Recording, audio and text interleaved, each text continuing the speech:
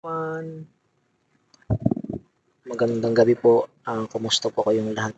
Salamat po sa mga nanonood sa aking mga videos. Salamat po sa mga nanonood sa aking mga videos.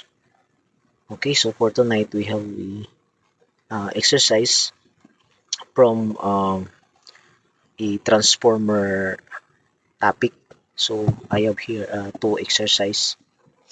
So the first one is a transformer has a primary to secondary turns ratio of exactly 9:1. The voltage at the primary is 117 volts. What is the voltage at the secondary voltage? Okay, so we are looking at the secondary voltage. Okay, the formula. So we have V1 over V2 is equals to N1 over N2, where V1 is the primary voltage and V2 is the secondary voltage. N1 is the primary turn, N2 is the secondary turn. Okay, so we are looking what is the secondary voltage. So solution, since we're looking for the secondary voltage, so let us substitute the given values. So we have the primary voltage of 117 volts and the turns ratio, this one is 9/1. Okay, so 9 turns on the primary and 1 turn on the secondary coil. Okay, so since we're looking for the value of V2, so let us simplify this variable or this equation. Let us multiply it by V2. So 117 over V2 times V2 is equals 117 volts. 9 over 1 times V2 is equals to 9 V2. Okay, then let us and then by dividing both side by 9, so we have 117 over 9 is equals to V2, and then the value of V2 is now,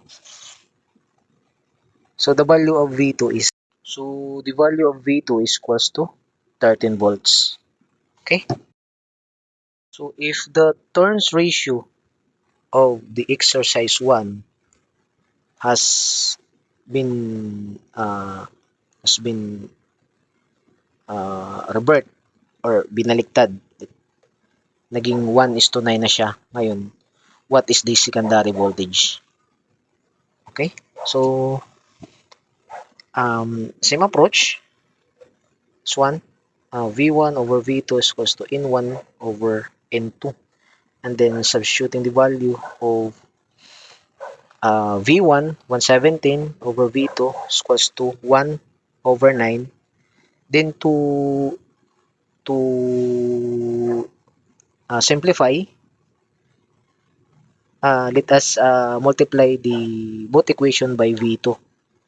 So 1 over 17 over V2 times V2, so cancel this one. The remaining is 117 volts. Then 1 over 9 times V2 is equals to V2 over 9. And then by cross multiplication, so we can now compute the value of V2. V2 is equivalent to 1053 volts. Okay, and this is the basic representations of a transformer. So we have this one, the primary, and this one is the secondary. Primary voltage, primary turn, and then secondary voltage, secondary turn. Okay,